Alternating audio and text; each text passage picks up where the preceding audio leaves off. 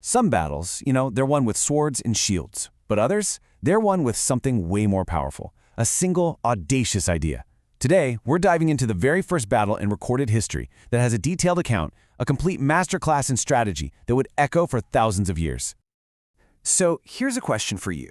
How do you actually win a war before a single soldier has even drawn their sword? It sounds impossible, right? Well, that is exactly what happened at the Battle of Megiddo.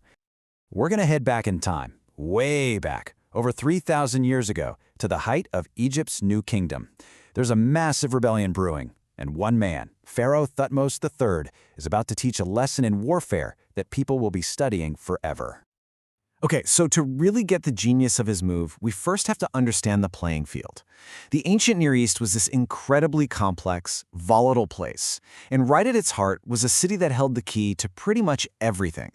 And that city is Megiddo. Now try to think of it less as just a city and more like the world's most important crossroads at the time. I mean, it controlled the main arteries for trade, for military movement, everything between the two great superpowers, Egypt and Mesopotamia. If you controlled Megiddo, you controlled the flow of wealth and armies, period. And, well, a powerful coalition led by the king of Kadesh decided they wanted that control.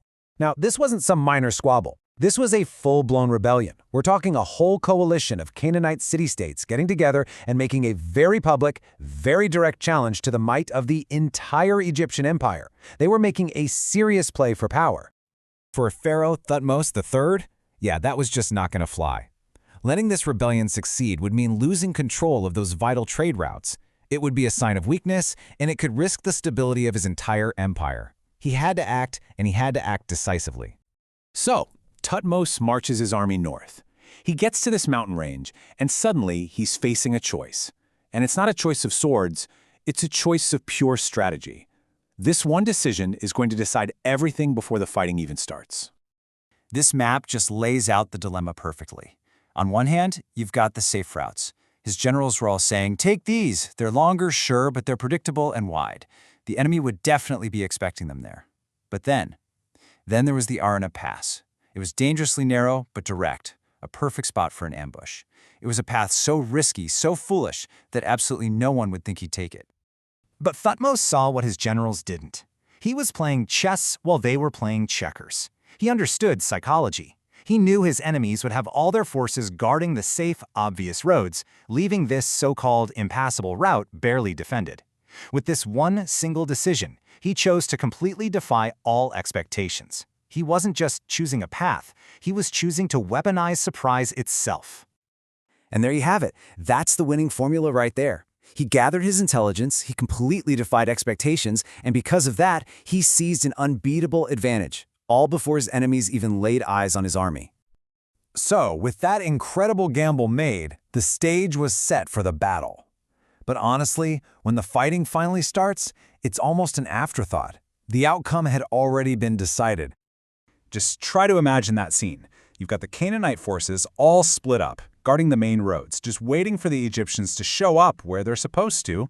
And then, out of nowhere, Thutmose's entire army emerges from that narrow Aruna Pass, right in their undefended rear. The shock, the panic, it must have been absolute. The battle itself was swift and it was brutal. The Egyptians weren't just better organized, their chariot corps, with mobile archers raining down arrows, was the most advanced military tech of the day.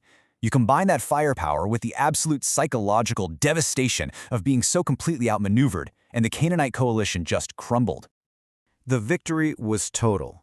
But its real impact, the reason we're still talking about it, wasn't just about the casualties. It was about how it completely reshaped the ancient world. This one victory created a whole new reality. For the rebels, it meant losing their freedom, paying heavy taxes and tribute.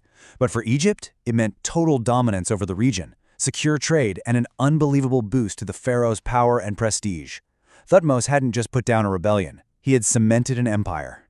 Now, what makes this event so special for us today is that it's the very first battle in all of history where we have a detailed, reliable, written account. Thutmose had his scribes document everything from the strategic decisions down to the spoils of war.